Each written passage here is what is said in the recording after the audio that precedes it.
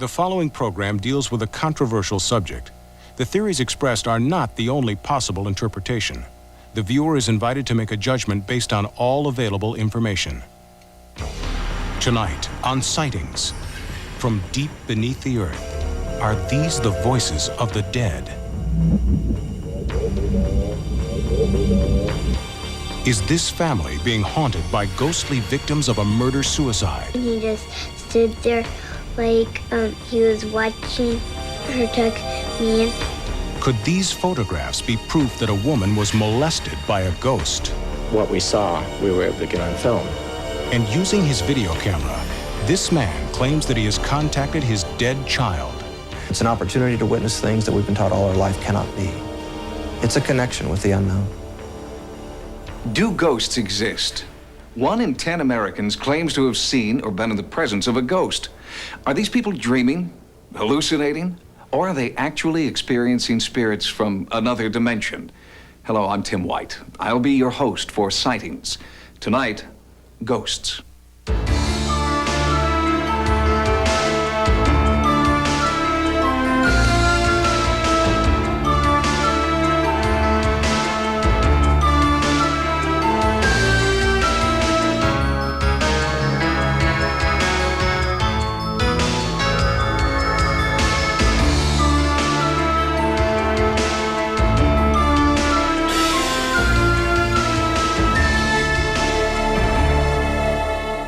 According to a Gallup poll, 1 in 4 Americans believes in ghosts. What you'll see tonight might contradict what you think you know about ghosts.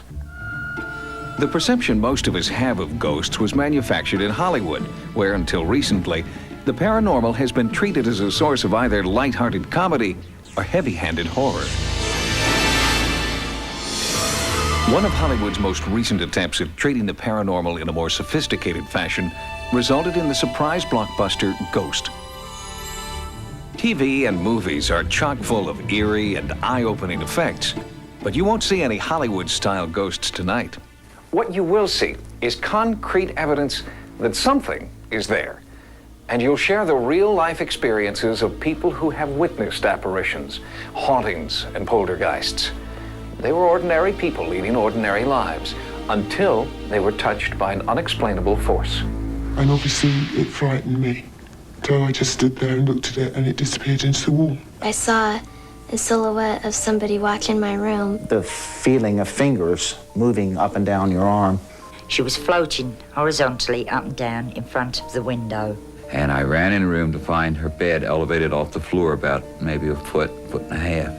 You could not see through him. It was solid. And I had the feeling that somebody was trying to enter my body or make a contact with me in some way. About a foot from my bed was standing a ghost. Whatever they are, whatever you call them, ghosts, spirits, shades, specters, apparitions, there is not a corner of the world they do not inhabit. From this haunted castle in England to this haunted house in Hawaii, a Bavarian monastery, an Italian apartment, mansions in the south, taverns in the west. From this farmhouse all the way to the White House, we have a fascination with ghosts. But I have to tell you, I am puzzled because every once in a while our little dog Rex will start down that long hall toward that room, just glaring as if he's seeing something and barking, and he stops in front of Lincoln's door, the bedroom door, and would not go in the room. One of the most interesting things about this phenomena is that it's not culturally dependent. For example, leprechauns are seen only in Ireland, gargoyles in Eastern Europe, but haunting or ghost phenomena has been reported in all cultures since the beginning of time. How do you turn myth and legend into scientific fact? The search for photographic evidence has produced many hoaxes, but a handful of pictures defy explanation. Startling images, spectral apparitions. Are these people from the past trying to make contact with the present?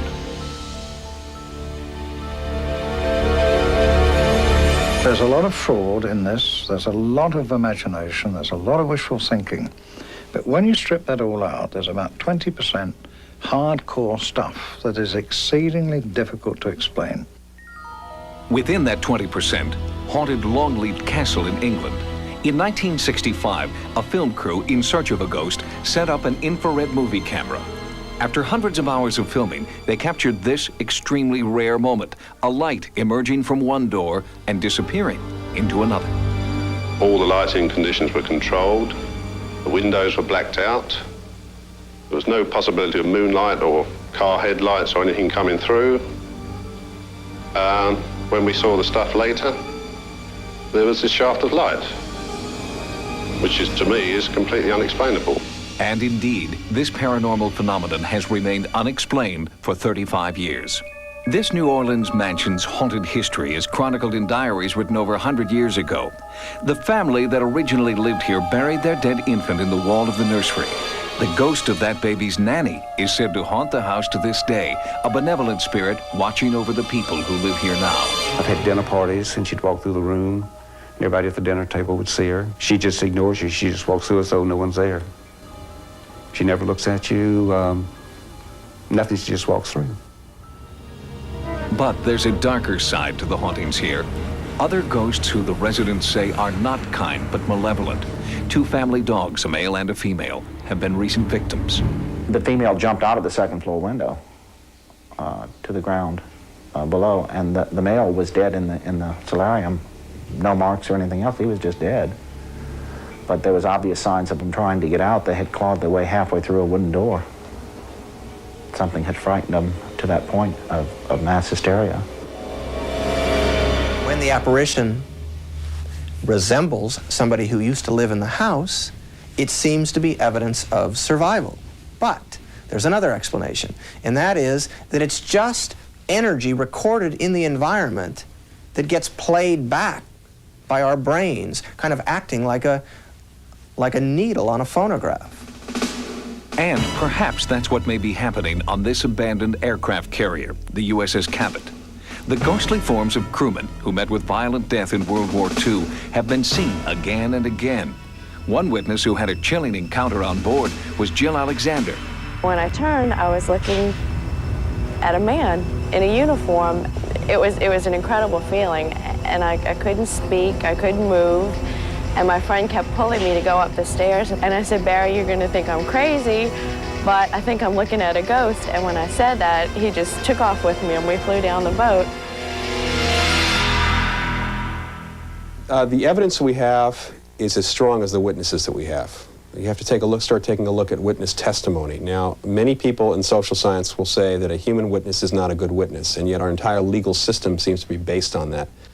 And interestingly, the one place where ghosts have been proven to exist is in a court of law.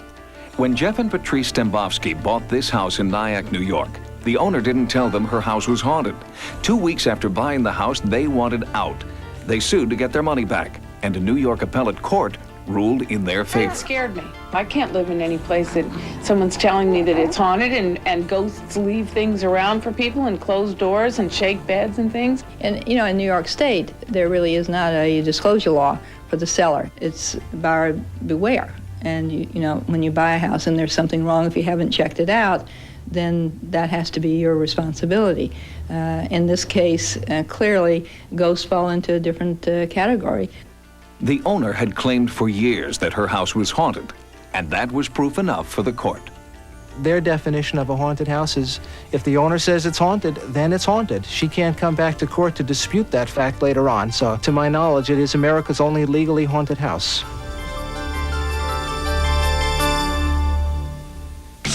Coming up next, an average American family that claims their home is haunted by the ghostly victims of a murder-suicide. I haven't been alone in the house since that time. By and large, people who believe that they've encountered a ghost are frightened. So beyond gathering evidence, a critical role for the ghost investigator is crisis counselor to reassure people that they're not losing their sanity. You're about to meet a typical American family. They're ordinary people caught in the grips of an extraordinary situation. In 1985, the Brown family purchased this Victorian-era home in Portland, Oregon. It seemed to be a perfect place to raise a young family. When we first moved into the house, I got this strange feeling like We were never alone. Perhaps the eerie history of the house played a role. In 1973, the house was the scene of a grisly murder-suicide. A distraught husband shot and killed his wife and then turned the gun on himself, a crime of passion that left their 5 children orphans. I decided, okay, it happened, we'll just forget about it. Then when things started happening, I started really wondering, was it them? It had to have been them, a husband and a wife. At first, the disturbances were minor. Lights going on and off, trouble with the VCR and electrical outlets. Occurrences easily dismissed as typical in an old house. But no one could dismiss what daughter Cassie saw. 2 apparitions, a woman tucking Cassie's blankets into the bed, and a strange man lurking in the background. There was a guy standing by the door. I was really sort of afraid of him because he did nothing. He just stood there like he was watching her tuck me in or something. After the 3rd time, her coming to me with the lady tucking her in, I decided to kind of check while they were asleep, check their beds to see. And it was tucked in between the mattresses. I don't do that. It sounds like that what's being reported are figures that interact. They are therefore seemingly self-conscious, self-aware, which would place them in the category of apparitions or ghosts. Initially, Caroline wondered if it was all in her head. I didn't understand why this was going on.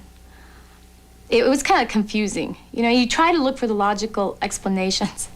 And so, to me, it had to have been me, even though it was something I didn't do. And then when I started really paying attention and watching, I knew I wasn't doing it, and I knew no one else was doing it.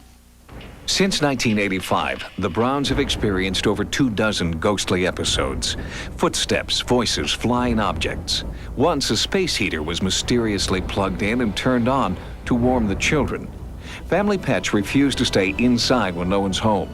The family says much of the haunting occurs on or around the anniversary of the murder-suicide, December the 23rd. I went down to the landing and I saw someone by the Christmas tree. And I thought it was Santa, so I jumped up and clapped my hands, and they turned around and it surprised me, and they disappeared somehow. I don't know. The hall light's always left on for the kids and everything, and my door was left open a little bit. I woke up and I saw the silhouette of a man coming towards me. My first thought is intruder. I gotta get the light on, get the guns. I had to react. So I'm watching this, and we have the lights that have the rope down from the ceiling. So I'm scrambling, looking for that, keeping this sight, you know, this person in sight, ready to fight, ready to do anything I needed to do. Got the light on, it was gone. The incidents in the house have not been limited to the immediate family. I was on the 2nd floor cleaning, and I was to take some boxes of excess toys up to the 3rd floor. I was sleeping on the couch. I think it was like kitty corner from the door. I was upstairs. Kip had taken the 2 children to school, and there was no one in the house. I heard a woman shriek. I heard shouting that woke me up. I heard the steps, footsteps, fairly heavy ones, going upstairs to the 3rd floor. And then there was some movement on top of a box that was already sitting there on the floor. I saw the silhouette of a man and a woman. I haven't been alone in the house since that time. It was hard for me to, accept, because it was so real. You know, and you're so positive someone is there. And no one. No one. Very unusual. But for all the occurrences, the family has never really felt threatened. Nothing's happened that's been real negative.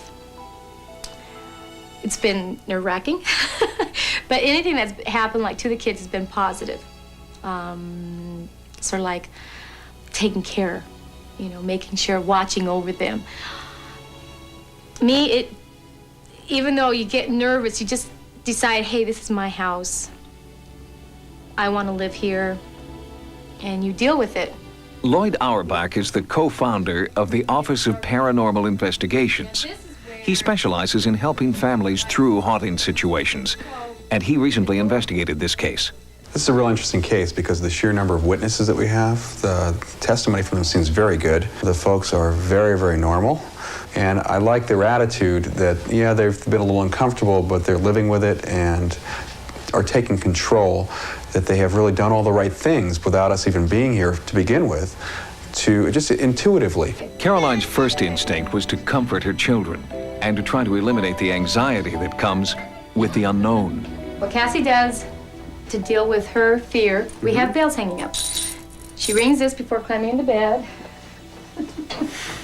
Then she comes up here, rings this bell. With the children, Auerbach stresses the importance of treating the haunting as a game. Special toys can help alleviate fears. Caroline has devised her own combination of lavender and water that Cassie can use to fend off ghosts. It's important to set ground rules both with the ghosts, but certainly with the kids so that they understand how to deal with Yeah, well, I've told the ghosts. In fact, it was the last time that Cassie had seen the man in our room. The next day I got up and I walked around saying, you will not show yourselves to the kids. You will not do any pranks around the kids. You will not scare them. I think that with a situation with a murder-suicide, you have obviously heavy emotion that's put into play here. If we're dealing with apparitions in this case, where they're a little self-conscious and self-aware, the reasons why they're staying around are their reasons. They're not because they died in a murder-suicide. I feel like the couple is somehow grounded here. I'm not an expert, I don't know. I can just guess. They like being with the kids, I think. I feel like maybe they miss their own kids. I mean, that's, you know, a lot of kids to leave behind. So, and somehow they feel a little bit more comforted, maybe, being with mine. And we're a family, and I think they like family atmosphere. Whether there are really ghosts there or not, this taking control, this responsibility issue on the part of the living family that's there, has worked. We can't prove from the perspective of, we can't point a meter at these ghosts and say that they're there, but we can say that the subjective experience of the family has been dealt with in a way that makes them feel comfortable and that resolves to the point that they want. When you're going through it, it'll make a believer out of you. When you have all these unexplainable things and you start seeing figures, you change your mind real quick. Coming up next, researchers who claim they have contacted the dead and captured voices from beyond.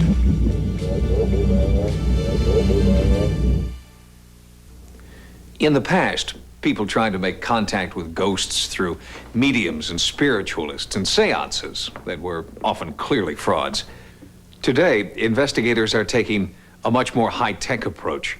A worldwide organization of over 300 researchers is now working in the area of EVP, electronic voice phenomena, where voices, supposedly from ghosts, have been imprinted directly on audio recording tape. Please try to speak. Please try to give us a message. Please tell me who is here. Please try to give us your name. The time is 11:50 a.m. Sarah Estep recording.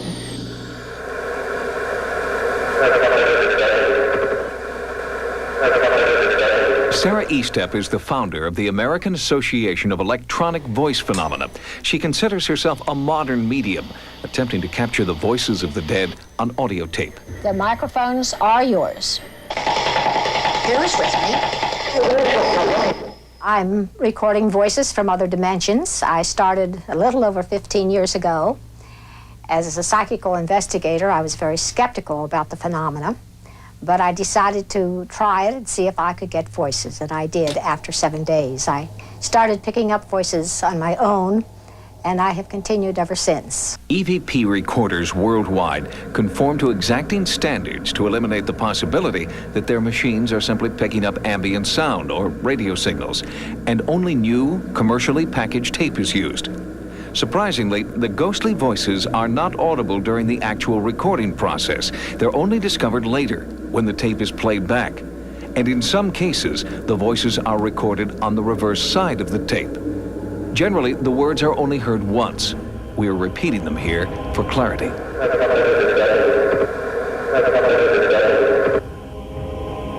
The voices are often recorded at places that are reputed to be haunted. The Westminster Church and Burying Ground in Baltimore is one of the oldest in America. Many of the graves here date back to the 1700s. Edgar Allan Poe is buried here, alongside his young wife, Virginia. Beneath the church, catacombs reach deep into the earth. According to parish records, many of the people entombed here met a violent death. Legend has it the place is haunted. When Sarah Estep came to the catacombs, she recorded these voices.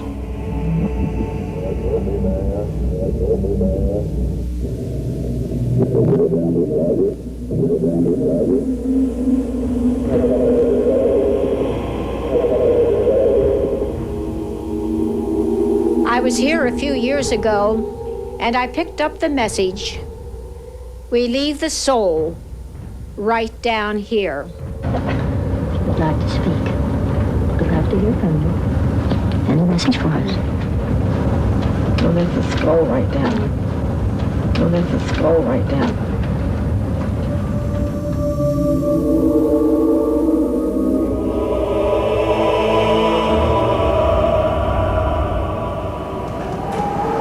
Point Lookout Light stands on an open promontory on the western shore of the Chesapeake Bay. Many instances of paranormal phenomena have been reported in this desolate place, events that may reflect the area's tragic past. During the Civil War, 50,000 Confederate prisoners captured at Gettysburg were held here. Forced to endure freezing cold, disease, and starvation, thousands died and were buried in mass graves near the lighthouse. The prisoners were brought here largely by steamboats and were made to walk along the sandy beach up to Fort Lincoln, where they were then turned inland and marched to the prison pen. Over 50,000 Confederate prisoners made this march, and for over 4,000 of them, it was the last march they made since they died prisoners of war. This has to be one of the places that I've investigated that it's just the whole area is just full of activity. It's not just localized to one building or one spot on the grounds.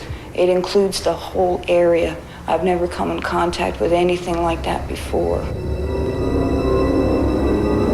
The phenomena at Point Lookout seem to follow one of the classic patterns of a haunting. Some ghost researchers suggest that highly charged emotions from the past may actually become imprinted on the environment, and in fact, many people have reported seeing apparitions in uniform, recalling Point Lookout's tragic Civil War history. When I was driving, I saw a figure of a man dressed in long pants and a gray coat run across the road behind me. It was actually where many thousands of the Confederate soldiers were actually buried. I immediately returned, and when I got to where I'd seen him cross the road, there was no trail coming out of the woods on one side of the road, nor trail into the woods on the other side, nor was there any sign of the anybody in the area. This has happened different times, always on the same section of road. I've never been able to explain this occurrence. Over the years, many paranormal investigations have been drawn to Point Lookout. Photographer Ron Stallings took this picture inside the lighthouse. Next to Nancy Stallings is what appears to be the faint image of a man in uniform.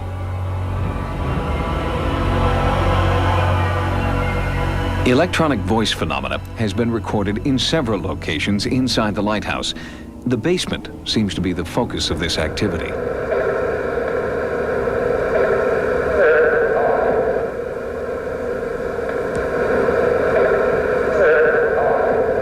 Some scientists believe EVP may be caused by the researchers themselves imprinting on the tape through psychokinesis, or as the result of electronic interference. But there is one aspect of EVP that defies explanation: when the recorder asks a specific question and gets a direct answer. Here in the basement of the lighthouse, I recorded the clear voice of a young boy that said, "I was seeing the war." Were you a soldier here? I won't see you no more. I won't see you no more.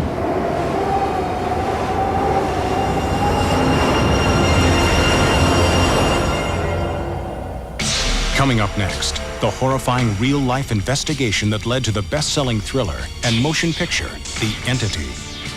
What we saw, we were able to get on film. The following program deals with a controversial subject. The theories expressed are not the only possible interpretation. The viewer is invited to make a judgment based on all available information. In the quest for evidence, two researchers from UCLA got more than they bargained for. Carrie Gaynor and Dr. Barry Taff were witness to one of the most celebrated cases in ghost hunting history, the Entity case. It was later popularized in a book and a film called The Entity. But what the real investigators found when they met the victim of the haunting was more bizarre and more compelling than any movie. When I went over to her house, we conducted about a 2-hour interview, and during that time, she told us a lot of interesting experiences, but I knew she was holding something back. And at the end of the interview, she finally admitted to us that she was attacked and raped by the ghost. At that time, we thought she was probably crazy. The events that then transpired over the next 10 weeks were chronicled in the Journal of the Institute of Electrical and Electronic Engineers, including the night the investigators went from being skeptics to true believers. The lady screamed out, "It's in my bedroom." We ran in there. She shouted out, "It's over in the corner." We fired our Polaroid camera in the direction that she said. We didn't see anything, but the picture came out bleached out white completely. She shouted out again, "It's in the corner." Again, we fired our camera, and it was bleached out completely. At that point, I thought the camera was just malfunctioning. I waited till she said it was gone, and I took 2 control pictures. Those pictures are perfectly normal pictures. The only difference, she said it was in the corner in the first ones, and in these, she said it was gone. A few moments later, we felt a cold breeze of air coming through the door, accompanied by a horrible stench, a stench so foul, some people were vomiting. We fired the camera in the direction that that breeze was flowing towards us, and again, the picture was bleached out completely, except at the bottom of the doorway, you can see a little round ball of light. A few minutes later, she screamed out, "It's right in front of my face." We fired the camera, and the face was completely obliterated. But you can see the curtains behind her. You can see her dress. She shouted out again, "It's right in front of my face." Again, the face is completely obliterated. Now, those were her exact words. "It's right in front of my face." Once again, I wanted a control picture. I waited till she said it was gone, and I took the final picture. And this is a perfect, normal picture. It's just dark because we didn't adjust the setting. There's a scratch on it, which we put on it when we tried to clean it a little bit. But otherwise, it's a normal picture. The only difference between these two, in one, she said it was in front of my face. In the other one, she said it was gone. Even with these pictures, Gaynor still had trouble convincing his colleagues at UCLA that he was on to something significant. Initially, they would say, "Well, you're hallucinating." So then I would look at them and say, "Well, we've got 20 witnesses." And they would say, "Well, then it's obviously mass hallucination." Gaynor returned to the house a number of times, bringing more witnesses with him, and the eerie phenomenon became even more pronounced. We started seeing balls of light lighting up the walls, and everybody in the room would see this. And the lights would get bigger and bigger and brighter and brighter. And at some point, I finally started talking to it, and I said, "Well, if you're really here, come off the wall," because what I was concerned was that somebody in the room was faking it, and they were projecting the light onto the wall. Well, when I asked that question, the light lifted off the wall, floated into the middle of our room, started spinning and twisting and expanding in different directions simultaneously. It had full parallax. We could see it from all sides, and I had 9 professional photographers set up in the room that were shooting it from all sides. The lights came in, it was like, it almost come in like in a state of anger. It almost came in, all right, here I am, this is me. And it came in, it kind of did a little thing in the group, and then it was gone. It was the most extraordinary thing we've ever come across. It happened over and over again. We experienced a plethora of phenomena during that investigation. The part that interested me the most was the fact that what we saw, we were able to get on film. The photographers at that session had only limited success capturing the entity on film, with one notable exception. What we see here are reverse arcs of light. One arc goes right here, another arc goes right here. Now, the reason this picture is so important to us is that the arc on the wall, if it were really on the wall, would be bent because those two walls there are perpendicular. It's not bent, which means the ark is floating in space. The significance for that for us as researchers is, of course, that means it's dimensional and very, very difficult to fake. This was not somebody with a flashlight shining it on a wall. That light is in empty space. The negative of this photo was authenticated by Popular Photography and was the only alleged ghost photo ever published in the magazine. Frank DiFelitta, the author of Audrey Rose, was also witness to the phenomena. His incredible first-hand experience in the Culver City, California house inspired him to write The Entity, which was later made into a motion picture. All the instruments started clicking away. So I knew everyone was seeing this at the same time that I was. And we were ducking, and everyone was saying, oh my God, look at that, oh my God. And then Doris started screaming. That was the woman who was being belabored by this creature. Started screaming, I don't want to see your lights, show us yourself. Damn you, show us yourself. She started cursing and swearing at it. And there, lo and behold, at that point, it started to appear. It sort of developed a kind of, a kind of arm was articulated. You could see sort of like an arm, and then a neck. And then of all things, a kind of bald head. Now this could have been our imagination, but collectively we saw the same thing, every one of us. We saw the same thing.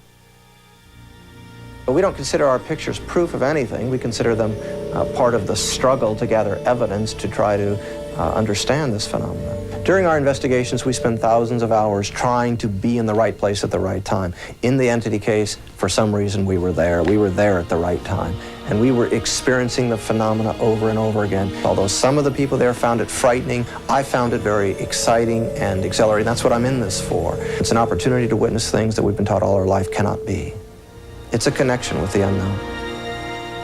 Traditionally, a haunting is associated with a place, but investigators in the Entity case always suspected that this haunting was somehow connected to the woman herself. And in fact, when she fled the house, the Entity went with her. For 5 years, the haunting diminished gradually and has now completely disappeared. When we return, a team of paranormal experts stalk ghostly apparitions in a special investigation, and a man who claims to have contacted his dead child with his video camera and recorded it on tape. The study of ghost phenomena is still in its most primitive stages, trying to gather data that will conclusively prove the existence of ghosts is a time-consuming and usually unsuccessful process, often carried out in the shadow of disdain from the scientific mainstream. How exactly do ghost investigators conduct their research? Now, we'll take a look at the anatomy of a ghost investigation. We'll follow one from the beginning to the end. The investigation site is a Japanese restaurant in Georgia, where customers and employees report frightening, unexplained phenomena. There would be a lot of weird noises at night, footsteps, people would see things, or lights would flash. There's certain areas in the restaurant that just kind of give you the creeps, make your hair stand up. There's a place back in the back part of this area that is just kind of an ominous feeling where you just feel like you can't breathe. The air's real heavy, and nobody wants to go back there. I mean, we even have a few chefs that when they have to go past the area, they run. You'll see somebody like at a corner, and you just barely see them, and they'll be turning, walking away from you, and you'll think it's your friend or somebody, and you'll call out their name and go over and talk to them or something, and they won't be there. One morning, I was downstairs getting ready to open, and I saw someone come down the hallway. And I thought it was the manager at first, and I said good morning, and nobody answered, and I thought it was strange. And I looked up, and whoever it was just took 2 steps and was gone. At a loss to explain these eerie occurrences, the restaurant management contacted Dr. William Roll, one of this country's foremost parapsychologists. They were having disturbances that resulted in their employees leaving and their customers asking questions. They were seeing apparitions, essentially. So it's a unique opportunity for us because as a haunting case, it's a sort of strong case. There were some definite phenomena, according to witnesses. To investigate the restaurant haunting, Dr. Roll brings together a team of well-respected paranormal investigators, each an expert in a different area of scientific inquiry. Dr. Michaeline Mayer, a pioneer in statistical analysis of psychic investigations. Christopher Chacon, co-founder of the Office of Paranormal Investigations. He brings a battery of high-tech instrumentation to the site. And psychic Danyon Brinkley. Dr. Roll believes Brinkley may have a gift for making contact with apparitions. Since most of the apparitions have been sighted at night, the team agrees that an overnight surveillance will be the most productive way to utilize their diverse talents and equipment. This all-night vigil is preceded by days of information gathering. As in any investigation, the first step is interviewing the witnesses, in this case, the workers who have seen the apparition. Then Dr. Mayer has them indicate on a floor plan where they saw them. She next brings in psychics who try to sense the presence of paranormal activity. Some people, psychics, sensitives, believe in ghosts, believe that they can experience these ghosts. And indeed, when we have these people walk through a site where a ghost has been reported, often, not always of course, but often they're able to pick up on the very sites where something paranormal has been previously reported. By correlating the responses of the workers and the psychics, Dr. Mayer hopes to pinpoint the paranormal hotspots the team should concentrate on. Christopher Chacon's first step is to take baseline readings throughout the restaurant when no apparition is present. That way, he'll know if any changes in electromagnetism, atmosphere, or light do occur that could be associated with a ghost sighting. The idea is to monitor the environment, and that's all the equipment can do. It cannot, theoretically, pick up the existence of some entity. Since there's no way we really know how to measure the phenomena, perhaps if we were to look at the environment, we might be able to pick up something out of the ordinary. A good analogy might be, we're not really monitoring the person who's walking on a beach. We're looking at the footprints left on the beach after the person walks by. Since no one knows how, or even if, apparitions affect the physical environment, Chacon uses equipment from many different scientific disciplines, including chemistry, physics, and meteorology. With the high-growth thermograph, we could utilize this instrument along with individuals who might feel a sensation, if they in fact feel a cold spot or even a warmth feeling, and it's not something subjective. It should in fact also be picked up by the instrument. The Intevac nighttime vision goggles will help me monitor the instruments I'll be using in total darkness. And it might be actually in fact possible to pick up an anomaly through the goggles because of the technology that is being utilized. For Dr. William Roll, the most important piece of equipment may be a magnetometer. He believes that there may be a connection between magnetic fields and human ability to experience apparitions. He theorizes that electromagnetic changes affect certain supersensitive people, and that this sensitivity allows them to experience the paranormal. The investigation begins at nightfall. The first few hours yield nothing, but then Christopher Chacon begins picking up high electromagnetic readings in and around one hallway. Michaeline Mayer independently confirms his readings. Her statistical analysis has already pinpointed this same hallway. As psychic Danyon Brinkley walks through the restaurant, he too records his strongest psychic impressions in the same hallway Mayer and Chacon have already pinpointed. The findings of the three team members are further confirmed by a former manager of the restaurant who witnessed apparitions in this hallway on numerous occasions. When asked to return to the site with Brinkley, he's reluctant, but agrees. And you said, I always see him here staring at me. Do we feel him? Yeah. Unexpectedly, he feels the presence of an apparition at that moment. And at the same time, the monitoring equipment is picking up even higher levels of electromagnetism. Although no apparition appears that night, the fact that each of the researchers has been independently led to the identical spot using different investigative techniques is considered a victory for Dr. Roll's magnetic field theory. The areas where the ghosts were experienced were associated with higher magnetic fields. it seems possible that the witnesses may have been sensitive to such fields. All in all, the investigative team has been encouraged by the advances made this night. You might think this was a small result for so much concerted effort, but for the research team, this was an important step forward.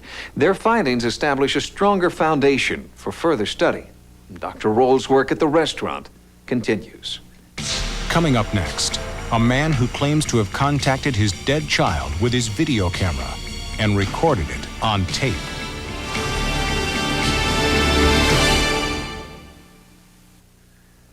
To deny the existence of ghosts is easy. Skeptics say, "I'll believe it when I see it," and walk away. But the people we've met tonight can't just walk away from what they've experienced. Those who have had a paranormal experience remember it for the rest of their lives. But for some, the experience changes their lives forever. Driven by his own experience, Klaus Schreiber has become a leader in the field of paranormal video phenomena, PVP. At his home in Luxembourg, Schreiber points his video camera at the blank screen of a TV, which is on but not set to any channel. He sends the picture of that blank screen from his camera into the TV and begins videotaping. So he is essentially shooting a picture of a picture of a picture into infinity. Nothing appears on the screen while he's shooting, and nothing shows up on tape until he views it one frame at a time. What he discovers then are seemingly unexplainable images of human faces. It's already my car incoming. There she is on the right-hand side. There she is. Hold her. The images are truly startling, but the most shocking one of all is a face that Schreiber is convinced is that of his deceased 17-year-old daughter. He believes she is trying to communicate with him.